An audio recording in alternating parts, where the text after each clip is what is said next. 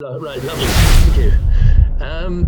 So last word, really 10 pearls that I've learned with thyroid eye disease over looking after these patients for more than 30 years. Some things have been covered, but interestingly, some have not been covered during the meeting. So hopefully they'll be useful pearls. Perhaps the most important is there is no stereotype for thyroid eye disease, and I think that's come across very well in the meeting. But the first pearl really is lid retraction plus. You know, upper lid retraction is generally due to levator overaction in the active disease and fibrosis in burnt out disease. It's the traditional teaching. But the key word there is the fibrosis in the burnt out inactive phase. And unfortunately, thyroid eye disease or muscle inflammation isn't the only cause of fibrosis within the superior rectus levator complex. And so here is a patient who did have thyroid problems in the past, developed upper lid retraction, but in fact, it was down to breast cancer with breast cancer cells and a scirrhous response within the levator. So keep a watch out for additional diseases, even when they have thyroid problems. Both of these patients had thyroid problems and both had irritable eyes. This lady, both eyes irritable, this lady, an irritable right eye. But don't miss these sort of subtle things like lid retraction hidden under a bit of brow descent. Very easy to overlook the retraction as a cause for the irritation. And in this young lady, as mentioned in Mylin Nake's talk, which was lovely, you know, you may well miss the fact that she actually has a ptosis, and her prime problem isn't the retraction.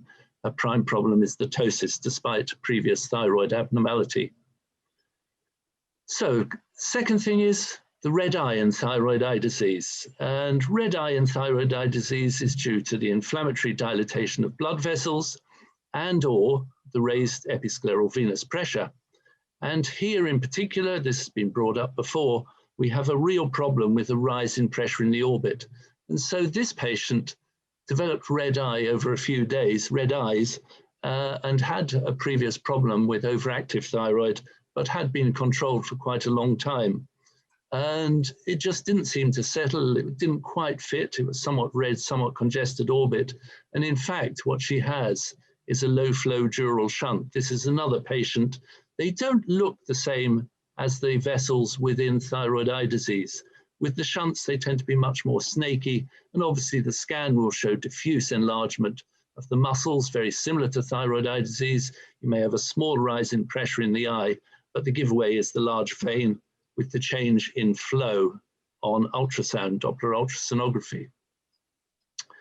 Another thing not to be missed, which has been brought up before, and often these patients have been on steroids for a year or 18 months because they all the time look slightly inflamed, slightly red, swollen, variable swelling, but great snaky vessels, which again makes you think, is there a shunt? But in this case, it is pure hydraulic thyroid eye disease. The pressure at the back of this gent's orbit is massive. He had a pressure of 35 millimeters of mercury despite using several topical medications. And here he is literally after decompression, very soon after. Here he is after 6 months, and here he is after a year. He was off medications for his pressure almost immediately.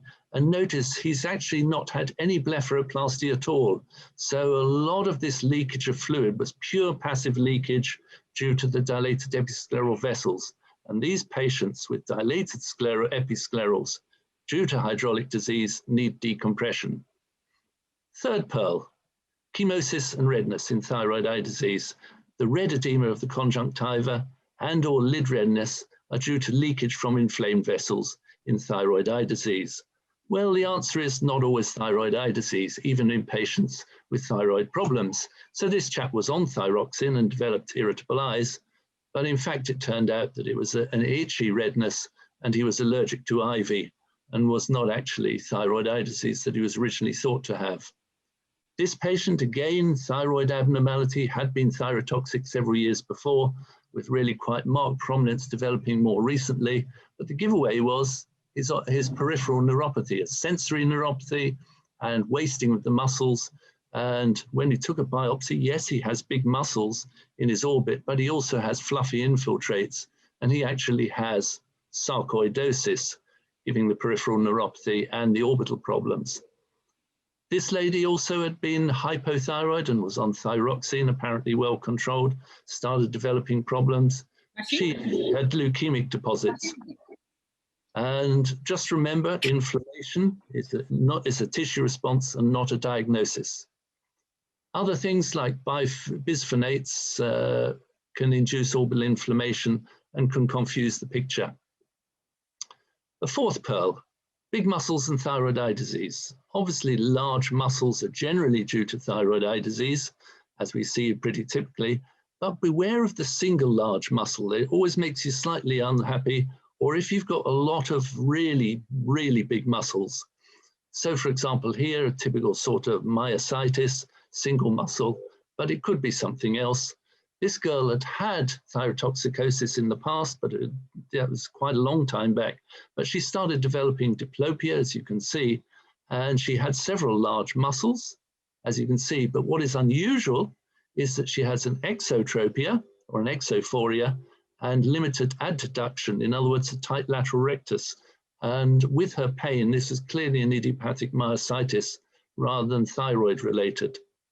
This patient presented with an apparent thyroid eye disease and bigger muscles, but in the end we took biopsies and it turned out that she had a neuroendocrine deposits within the muscle. One thing which you may not have met before, I call it the amphora sign, as in this gent, with a general reduction in movements. He was hypothyroid and on treatment, but when you took a scan, things just weren't quite right. It's what I call the amphora sign. Suddenly the muscle narrows down from a relatively large muscle extremely rapidly, like a Greek amphora. And that is not uncommon with tumor infiltration, in this case lymphoma, and same thing in the lateral rectus, this sudden narrowing, the amphora sign. So look out for that. It's a very useful sign, tends to indicate muscle infiltration. Fifth pearl is related to optic neuropathy in thyroid eye disease. Remember, markedly reduced vision in TED is not always due to compressive optic neuropathy. Clearly, in cases like this with ocular surface disease, that's readily distinguishable. But if you see a patient with relatively good corneas, but poor acuity, 660, but good color perception and no RAPD, take a really close look for fine macular pathology, like macular striae, a partial thickness or a full thickness macular hole. Or occasionally I've got a handful of patients over the 30 years who clearly had a psychogenic difference between their acuity and their optic nerve function. Sixth pearl, treatment of thyroid optic neuropathy. Compressive optic neuropathy, and this has been brought out by several of the talks, particularly if it's associated with obscurations of vision. This hasn't been brought out at all, needs urgent treatment. If patients with optic neuropathy, compressive optic neuropathy, start getting obscurations, I jump up from bed and my vision blots out for 15, 20, 30 seconds, or I move my eye and the vision blots out. These patients have got critical perfusion of their optic nerve, the arterial circle behind the globe, and they're about to snuff out their vision with an anterior optic neuropathy. And these patients, I've seen one patient get an altitudinal loss just whilst you're waiting to get these patients in to decompress them. So they need urgent treatment if they've not responded to steroids. So here, for example, a 51-year-old lady, tight orbits, she'd had 8 months of TED, treated with steroids and immunosuppressants. But for the last month, she'd started to get postural obscurations. And that's bad news if you don't get on and decompress them. And if you take a look at her scan, not only is she tight at the back, but she is so tight that she's getting the Y sign due to the optic nerve actually pulling so hard on the back of the globe. And so you're getting a critical loss of perfusion around the arterial circle just behind the optic nerve head. These patients with postural obscurations need decompression pronto. Just remember the golden rules for decompression with optic neuropathy. If optic neuropathy is serious enough to persist after high-dose steroids, then apical pressure is still markedly raised. If the pressure is very high in the apical tissues, you need to expand the bone immediately in front of the annulus of Zinn to give it more space where it matters. The only removable bone actually in front of the annulus, hard in front of it, is the medial wall. and the floor near the apex, as Bob mentioned, with the palatine bone, especially if it's aerated, and the lateral wall is somewhat more remote. And so in general, I use inframedial decompression for dysthyroid optic neuropathy. It's extremely quick and very effective, but you must make certain you go back to the annulus. And there is absolutely no indication for decompression of the canal, which is behind the annulus, which people still talk about, totally unnecessary. The other thing is never give up on optic neuropathy before a maximal decompression. I've had a patient come with 6/36, documented well for about 17 years, who came for aesthetic decompression. We decompressed her and she came back to 6/9. Nobody expected it because she had a pale disc. So always give them a decompression. As I say, I do the complete ethmoidectomy, tiny bit of the floor to get up to the canal. So you decompress about 170 degrees of the area. The Mercedes sign, very important, and that's the sign between the orbito-maxillary interface, the orbito-ethmoidal interface, and the maxilloethmoidal interface. And I always remove the Mercedes sign, the bone in that area at the apex. As already mentioned, I use a retrocuruncular approach. I don't go through the caruncle because that heads in towards the gland. I go immediately behind it between the plica and the caruncle, easy to reach the posterior lacrimal crest, and then jump into the extraperiosteal space and down towards the apex. It's a lovely approach. And the closure is so simple. I just put in 2 7-ovicral sutures to stop the fat prolapse forward. And it's a lovely approach. And you really can do a complete ethmoidectomy back to the canal and also remove the critical part of the floor posteriorly and the inframedial strut posteriorly to allow the tissue's wide prolapse out and relieve the optic neuropathy. Seventh pearl, aesthetic decompressions for thyroid eye disease. In general, bone decompression does give maximal and the most predictable results. And like Bob, I use the lateral wall wherever possible. But you really can return these patients with gross proptosis to their normal position. And here's a lateral wall alone. It heals extremely well. I use the upper lid skin crease, and we can remove the bone and you can grind away there if you want, take more, but you can get 4 or 5 millimeters happily through that approach. I think the most important thing about lateral decompression is that not only do you get a proptosis reduction and it drops the intraocular pressure, but it treats persistent prolapse of the lacrimal gland, which is one of the most troublesome and annoying things. And my Lind mentioned it in his last lecture, prolapse lacrimal gland. Dacryopexy, moving it back in, doesn't tend to help it terribly well. It'll come forward. But lateral decompression, and I do it ab externo, I always leave the rim in place. Like Bob, I think taking it out is a mistake. You can break the bone out and then remove that residual bone, prolapse the fat out, but you prolapse the lacrimal gland back into the upper part. So you create a pseudo fossa, and provided you close temporalis well, you don't tend to get a divot. And I add the medial wall if you really require a lot more decompression, and I avoid the floor as much as possible because it adds a vertical component to the motility problems. And so I try and avoid the floor. And by using 2.5 or 3 walls, you can get back. This chap went back about 11 millimeters. It's this chap on the table, just on the one eye, we're about to do the other. And there's the incision through the lower lid swinging flap. Another example, a gent who went back about 11 millimeters. Talking about big decompressions and squint, strabismus, and the old chestnut is out there that decompression worsens ocular motility and causes squint. Well, that's totally wrong. I've come to the conclusion that it really is wrong. And so much so that I've had decompressions with 40 diopters of vertical. And after decompression, effectively, it's gone down to 5 diopters. So take, for example, this huge decompression, let's say about 11 to 12 millimeters. Here he is after surgery, very good motility. Here is his HES before surgery. Here is the HES afterwards. If anything, the overaction is actually better.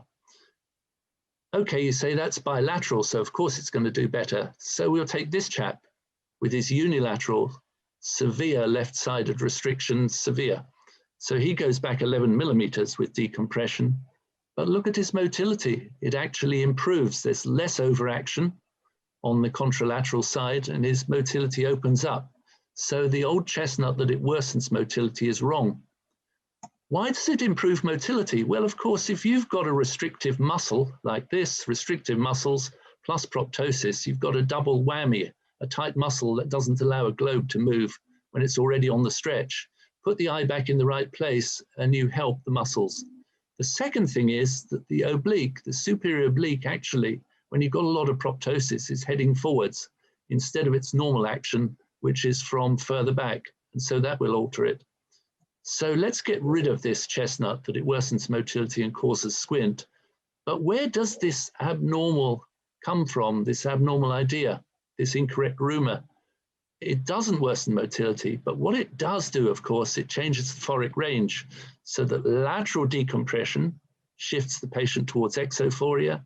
Medial decompression, which is so notorious for causing squint, shifts towards esophoria, which you cannot overcome as a normal person. You can overcome a slightly increased exophoria, but not an esophoria. And removing the floor, of course, flips you into a vertical phoria, which is even worse. Having said that, you can use decompression to your advantage in strabismus.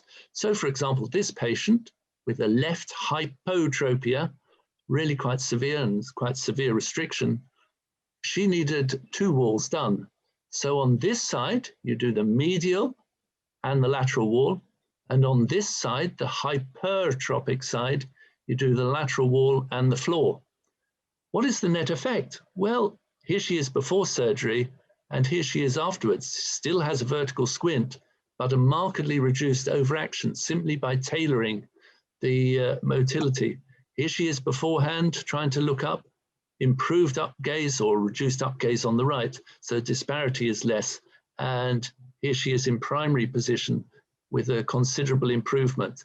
So you can tailor if you're doing 2 walls, you can, on the hypotropic side, do the medial and lateral, and on the hypertropic side, do the floor and the lateral. Remember, don't remove too much tissue in TED. As Bob mentioned, later on, you can end up with problems. And, you know, if you take out too much bone or fat, you may get skeletonizing. So here's a girl who was about 32 millimeters exophthalmos beforehand. She did extremely well on one side, but the other, at that point, I was overdoing it, and my mistake. Plus, she got a degree of over prolapse. So lessons learned, don't overdo it. The other thing you may get is late enophthalmos. For example, this chap, here he is after decompression. He's actually symmetrical in terms of exophthalmos. He then had his hypotropia corrected. And then about 18 months to 2 years after, he started getting enophthalmos. And it was due to imploding antrum syndrome. We blocked the drainage of the left antrum. And so it was collapsing on us and dragging his eye back. So leave the anterior part of the infromedial strut. Here's the infromedial strut, the ethmoidectomy, the maxillectomy, the floor removed. Don't take out the whole strut because the antral drainage is just under this area. You can take out the posterior strut safely, the posterior 1/3, but don't take out the anterior. Last pearl of all, correction of thyroid lid retraction. Don't obviously miss secondary lid retraction.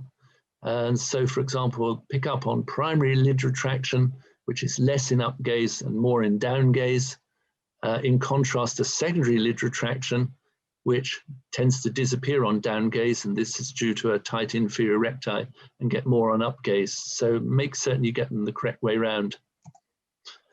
Classical teaching for lid lowering says completely detach the levator from the lateral tarsus and always keep some levator force applied medially. So here, for example, a right side, keeping some medial force and completely detaching the levator from the lateral end.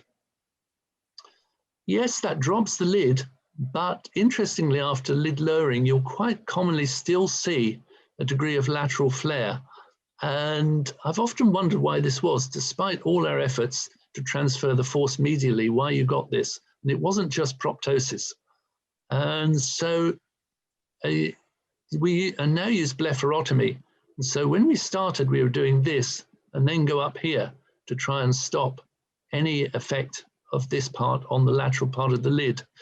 But what I realized a few years back was that, in fact, the lacrimal gland lying there where we were going up alongside, if you got the patient to look up whilst they're under local anesthetic, there's a huge tractional force on the lacrimal gland, despite going up right alongside and beyond Whitnall's fascia. You'll still see the lacrimal gland go up, and with it the lid. So I said, okay, if that's the case, and this tends to be a bit uncomfortable, don't bother with that any longer. Just carry on the blepharotomy until it reaches the outer orbital rim. So I just go along there and out to the rim. I control the amount it drops by the degree you move medially. The more medial you go, the lower it gets. And so you can tailor that under local anesthetic. And then when you have the continued force, if you go right out to the rim, you'll see the gland goes up quite happily, but the lid will stay in the correct position. And you can end up really correcting some gross upper lid retractions to a very good contour by using that method. But going right out to the rim, just leave about 3 or 4 millimeters height of the tarsus so that they don't get lymphedema afterwards. So the 10 pearls, remember the mimic syndromes for the lid retraction, the red eye and the chemosis. It's not always thyroid eye disease. Beware of a single big muscle or multiple giant muscles, and keep a lookout for the amphora sign, because that's often malignancy. Look for a disparity between acuity and the color and RAPD in patients with dysthyroid optic neuropathy. It's generally a macular problem that can be hidden amongst the excitement of thyroid eye disease. Inframedial decompression, especially if they've got obscurations of vision, key to decompress them. And remember some of the golden rules that you need to get to the apex. Lateral decompression for aesthetics is preferable because it has a 0 rate, an effectively 0 rate of new double vision. And avoid the floor because that introduces a vertical phoria, which is much harder to treat. Decompression itself does not worsen motility. It actually improves motility of the globe, but it alters the phoric angles. And you can use these altered phorias to help your strabismus surgeon later on. Preserve temporalis muscle, preserve the anterior half of the inframedial strut, or you'll get overcorrections. And to avoid lateral flare after lid lowering, I tend to disconnect the central and lateral tarsal plate from all tissues above it and run right out to the lateral rim. Thank you very much, everyone. Well, thank you, Dr. Jeff.